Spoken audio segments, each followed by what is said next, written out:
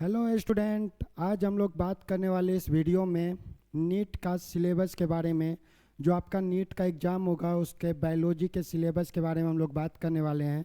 अगर आप लोग 11th-12th में अपना सब्जेक्ट साइंस चुनते हैं और साइंस में स्पेशली बायोलॉजी, तो आप एक कॉम्पिटिटिव एग्ज़ाम नीट का प्रिपरेशन कर सकते हैं उसके साथ, जिसको क्वालिफाई करके आप इंडिया के डिफरेंट MBBS मेडिकल कॉलेज में एडमिशन करवा सकते हैं अपना।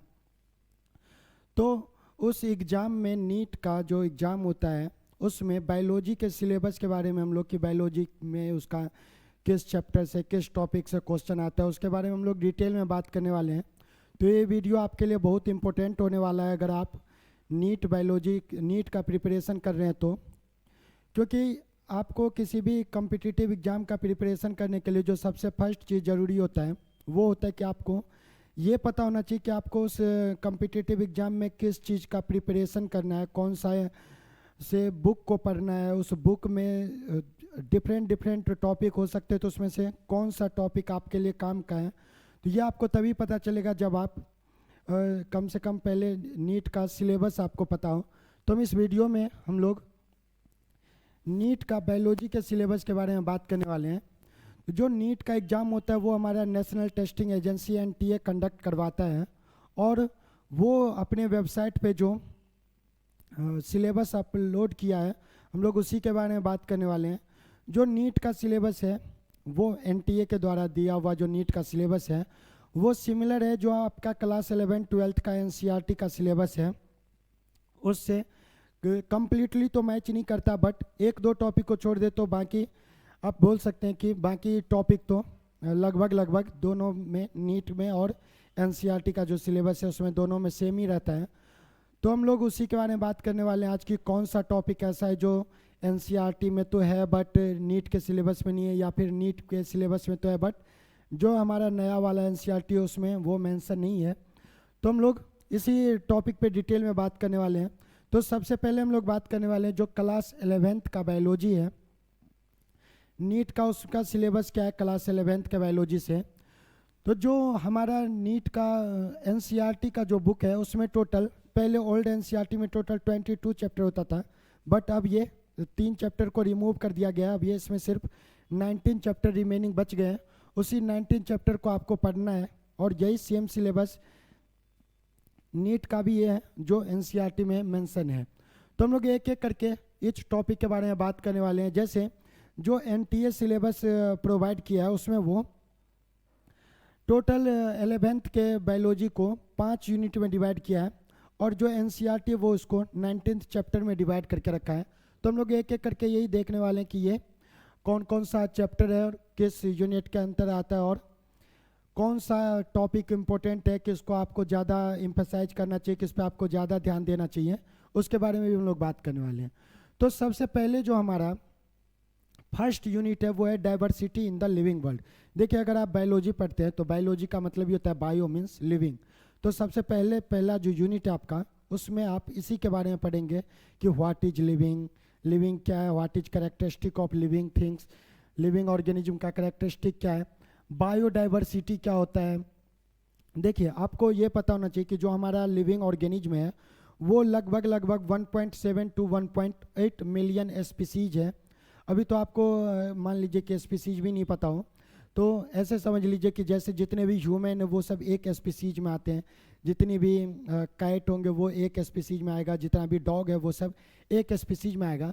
तो ऐसे ऐसे दुनिया में जितना भी लिविंग ऑर्गेनिज्म का स्पीसीज है उसके बारे में जानना, और उसका जो नंबर है वो बहुत ज़्यादा है। अगर आप NCERT का डाटा फॉलो करें तो approx 1.7 to 1.8 million number of species है।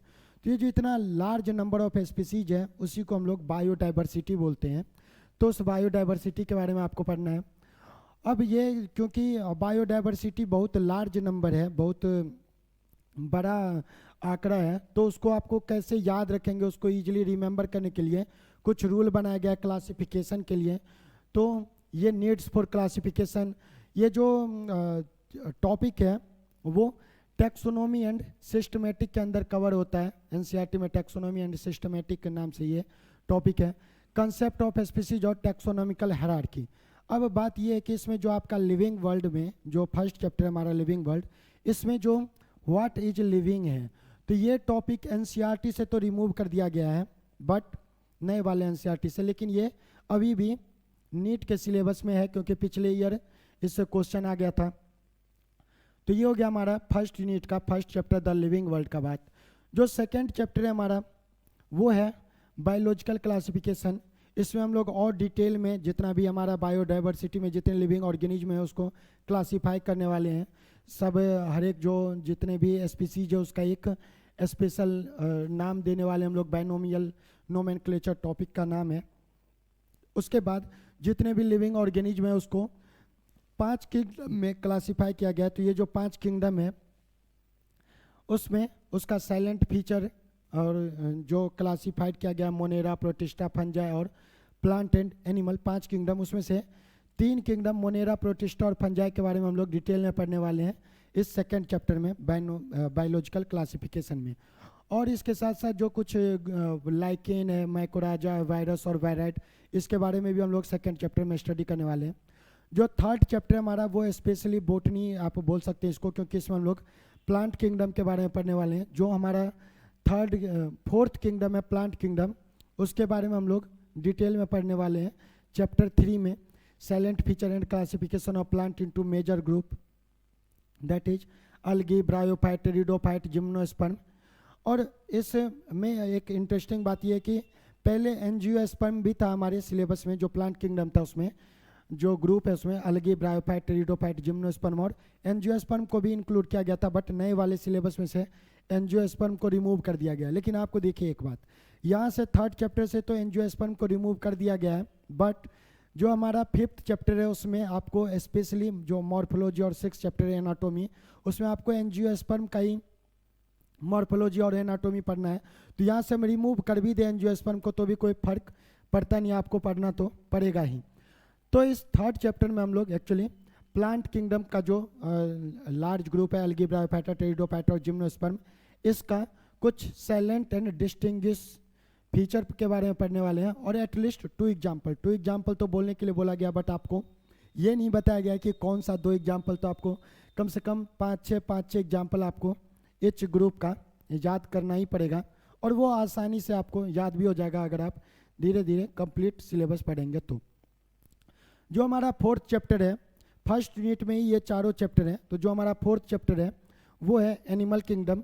इसमें हम लोग silent feature and classification of animals पढ़ने वाले हैं। इसमें हम लोग इसको अगेन 2 सब टॉपिक में डिवाइड किया गया है, non coordinate up to phylum level and coordinate up to class level. जब हम लोग बात करें टेक्सोनॉमिकल हायरार्की का, तो इसमें 7 बेसिक टेक्सोनॉमिकल ग्रुप है, जो species, genus, family, class, order, phylum और किंगडम है। तो ये जो स्पेशली 7 टेक्सोनॉमिकल ग्रुप है उसमें हम ये क्लास और फाइलम भी आता है। तो जो नॉन कोऑर्डिनेट को स्टडी करने वाले हम लोग वो up to phylum level, but जो कोऑर्डिनेट हमारा उसको क्लास लेवल पे स्टडी करना है। और 3 to 5 silent feature and at least 2 example, इसमें भी एटलीस्ट 2 एग्जाम्पल बोला गया है, बट आपको 2 से बहुत ज़्यादा एग्जाम्पल याद करना पड़ेगा। और एनिमल किंगडम में तो आपको एग्जाम्पल ही लर्न करने होते हैं स्पेशली, ठीक है। तो जो ये हमारा यूनिट फर्स्ट था जिसमें हम लोग 4 चैप्टर के बारे में बात कर रहे थे, जो the living world, biological classification, plant kingdom और एनिमल किंगडम। ये तो हो गया कि हम लोग जो कंप्लीट लिविंग ऑर्गेनिज्म है उसका बायोडाइवर्सिटी देख लिए कि कौन से ग्रुप के अंदर किसको रखे, कौन से ग्रुप के अंदर कितने सारे ऑर्गेनिज्म आ रहे हैं, कौन सा स्पीसीज प्लांट के अंदर आएगा, कौन सा स्पीसीज एनिमल के अंदर आएगा, उसको हम क्लासीफाई कैसे करें, और जो जिस ग्रुप में क्लासीफाई किए हम तो उस ग्रुप का फीचर क्या है, उस ग्रुप को दूसरे ग्रुप से अलग करने के लिए जो डिस्टिंग्विश फीचर है उसके बारे में हम लोग स्टडी करने वाले हैं। और ऑफकोर्स एग्जाम्पल तो इम्पोर्टेंट है ही। अब हम लोग सेकेंड यूनिट में पढ़ने वाले हैं जो स्ट्रक्चर है वो लिविंग ऑर्गेनिज्म का, जो हमारा बेसिक स्ट्रक्चर है बॉडी का, मॉर्फोलॉजिकल यानी बाहर से भी और एनाटॉमिकल यानी इंटरनल भी, उसके बारे में हम लोग यूनिट सेकेंड में स्टडी करने वाले हैं। तो इसको अगेन 3 चैप्टर में डिवाइड किया गया है। 5th चैप्टर में हम लोग मॉर्फोलॉजी ऑफ फ्लावरिंग प्लांट के बारे में स्टडी करने वाले हैं। तो ये flowering plant of course angiosperm, तो देखिए यहाँ पे आ गया, वहाँ से 3rd चैप्टर से एंजियोस्पर्म को रिमूव किया गया है, but morphology of flowering plant में आपको एंजियोस्पर्म के बारे में पढ़ना ही पड़ेगा। जो 6th चैप्टर है हमारा वो है एनाटोमी ऑफ फ्लावरिंग प्लांट। इसमें हम लोग प्लांट के इंटरनल स्ट्रक्चर के बारे में स्टडी करने वाले हैं। तो अगर आप बेसिकली देखें तो इसमें हम लोग प्लांट टिश्यू और एनिमल टिश्यू के बारे में स्टडी करने वाले हैं।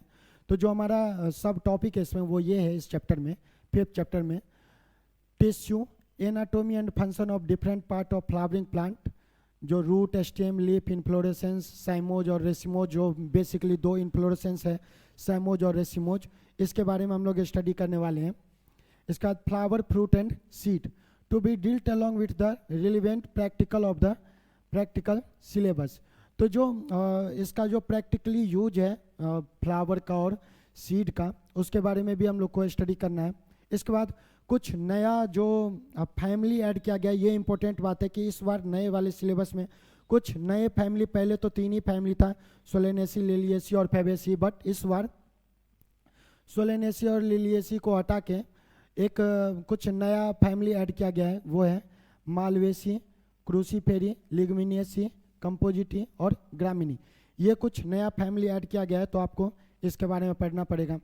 जो हमारा 7th चैप्टर है वो है क्लास 11th का जो 7th चैप्टर है 2nd यूनिट का, वो है स्ट्रक्चरल ऑर्गेनाइजेशन इन एनिमल। जैसे हम लोग 5th और 6th चैप्टर में प्लांट का इंटरनल और एक्सटर्नल स्ट्रक्चर के बारे में पढ़ते हैं, उसी तरह 7th चैप्टर में हम लोग को एनिमल का इंटरनल और एक्सटर्नल स्ट्रक्चर उतने डिटेल में तो नहीं, फिर भी पढ़ना पड़ेगा। जो मॉर्फोलॉजी और एनाटोमी है, डिफरेंट सिस्टम जो हमारा बॉडी है, ऑफ कोर्स हम लोग जो ऑर्गेनिज्म में जो डिफरेंट लेवल होता है, उसमें हम लोग ऑर्गन सिस्टम से अबव लेवल, ऑर्गेनिज्म लेवल पे आते हैं। तो जो हमारा डिफरेंट ऑर्गन सिस्टम है, जैसे digestive system, circulatory system, respiratory system, nervous system और रिप्रोडक्टिव सिस्टम, वो पढ़ना हम लोग को। फ्रॉग के बारे में, इंसेक्ट के बारे में और जनरल बात भी करने वाले हम लोग चैप्टर 7 में। तो ये हमारा हो गया यूनिट 2 के बारे में, कुछ जो टॉपिक था उसके बारे में हम लोग बात किए। जो हमारा 3rd यूनिट है वो है cell structure and function. 3rd unit हमारा सेल स्ट्रक्चर एंड फंक्शन है। इसमें हम लोग सेल थ्योरी, जो इसको भी टोटल 3 चैप्टर में डिवाइड किया गया है। तो जो हमारा 3rd यूनिट का जो 1st चैप्टर है वो है cell the unit of life. इसमें हम लोग cell theory and the cell as the basic unit of life, structure of prokaryotic and eukaryotic cell, plant and animal cell, cell envelope, cell membrane, cell wall, cell organelle, structure and function, endomembrane system, endoplasmic reticulum, Golgi body, lysosome, vacuole, mitochondria, ribosome, plastid, microbody, cytoskeleton, cilia, flagella, centriole, ये सब cell का different structure part है। Ultra structure and function, nucleus के अंदर nuclear membrane, chromatin और nucleolus के बारे में स्टडी करना है। तो बेसिकली जो हमारा 3rd यूनिट का 8th चैप्टर है, उसमें हम लोग को सेल थ्योरी और सेल के बारे में पूरे डिटेल में स्टडी करना है। और जो 10th चैप्टर है उसमें हम लोग cell division and cell cycle के बारे में पढ़ने वाले हैं। तो जो हमारा 8th और 10th चैप्टर है उसमें हम लोग सेल के बारे में डिटेल में पढ़ने वाले हैं। जो हमारा 9th चैप्टर है वो है बायोमोलिक्यूल्स। कभी कभी आपको बायोमोलिक्यूल्स सबसे, जब आप किसी इंस्टीट्यूट में या कोई कोचिंग ज्वाइन करते हैं तो आपको सबसे फर्स्ट चैप्टर लिविंग वर्ल्ड नहीं पढ़ा के बायोमोलिक्यूल्स पढ़ाया जाता है। टेक्निकली यही सही सीक्वेंस भी होना चाहिए कि आपको सबसे पहले बायोमोलिक्यूल्स चैप्टर ही पढ़ना चाहिए। क्यों, इसके बारे में हम लोग नेक्स्ट वीडियो में बात करेंगे। हम लोग भी जब स्टार्ट करेंगे तो फर्स्ट चैप्टर बायोमोलिक्यूल्स से ही स्टार्ट करने वाले हैं, क्योंकि इसका कुछ टेक्निकल यूज है जो आपको बाद में बताएंगे कि इससे आपका बायोलॉजी को समझना बहुत इजी हो जाता है और बेस्ट सीक्वेंस है ये पढ़ने का। तो हम लोग भी जब स्टार्ट करेंगे अपना सिलेबस तो सबसे फर्स्ट चैप्टर बायोमोलिक्यूल्स ही पढ़ेंगे। इसके अंदर हम लोग chemical constituent of living cell, living cell जो सेल है हमारा वो किस चीज़ से मिलके बना है, उसमें कौन कौन सा केमिकल कंपाउंड यूज हुआ है, उसके बारे में पढ़ने वाले हम लोग। जो भी हमारे लिविंग सेल के अंदर जो भी केमिकल कंपोनेंट यूज है, जो केमिकल कंपाउंड है, उसी को हम लोग बायोमोलिक्यूल्स बोलते हैं। तो उसके अंदर हम लोग structure and function of protein, carbohydrate, lipid और न्यूक्लिक एसिड, जो हमारा मेन स्ट्रक्चरल मोलिक्यूल्स है, जो हमारा बायोमोलिक्यूल्स है जिससे हम लोग मिलके बने हुए हैं, structural component of any organism या फिर सेल, वो है हमारे पास carbohydrate, protein, lipid, nucleic acid और एंजाइम। तो इसके बारे में हम लोग डिटेल में पढ़ने वाले हैं। और जो इसमें सबसे मोस्ट इंपॉर्टेंट है वो है एंजाइम। क्वेश्चन के हिसाब से देखें तो वैसे तो ये पूरा चैप्टर ही बहुत इंपॉर्टेंट है, क्योंकि अगर आपको ये चैप्टर समझ में नहीं आएगा तो आपको बाकी का भी बायोलॉजी समझने में थोड़ा सा डिफिकल्टी होगा, बट ठीक है। तो एंजाइम में हम लोग एंजाइम का टाइप, प्रॉपर्टी, एंजाइम कैसे एक्शन करता है और classification and nomenclature of enzyme, इसके बारे में भी डिटेल में पढ़ने वाले हैं। तो ये हो गया हमारा third unit. Total class 11th को 5 यूनिट में डिवाइड किया गया है। तो हम लोग थर्ड यूनिट में देख लिए cell structure and function, biomolecules और cell cycle and cell division. जो हमारा फोर्थ यूनिट है वो फिर से अगेन बोटनी का पार्ट है। तो इसमें हम लोग कम्प्लीटली प्लांट फिजियोलॉजी के बारे में पढ़ने वाले हैं, जो ये टोटल 3 चैप्टर में डिवाइडेड है। और ये photosynthesis in higher plant, respiration in plant और प्लांट ग्रोथ एंड डेवलपमेंट, ये 3 चैप्टर के बारे में हम लोग डिटेल में पढ़ने वाले हैं प्लांट फिजियोलॉजी में यूनिट 4 में। और जो हमारा यूनिट 5 है वो है एनिमल फिजियोलॉजी या फिर ह्यूमन फिजियोलॉजी। इसमें भी हम लोग टोटल 3 चैप्टर में पढ़ने वाले हैं। नहीं, इसमें तो टोटल 6 चैप्टर में हम लोग पढ़ने वाले हैं। तो जो इसमें जो हमारा 5th यूनिट है ह्यूमन फिजियोलॉजी, इसमें हमारा जो 6 चैप्टर है वो breathing and exchange of gas, body fluids and circulation, excretory product and their elimination. और जो हमारा 17th चैप्टर है वो locomotion and movement, neural control and coordination और केमिकल कोऑर्डिनेशन एंड रेगुलेशन। तो इस सब चैप्टर के बारे में हम लोग डिटेल में बात करेंगे जब हम लोग सिलेबस को कम्प्लीटली स्टडी करेंगे तब। अभी तक के लिए इस वीडियो में इतना ही।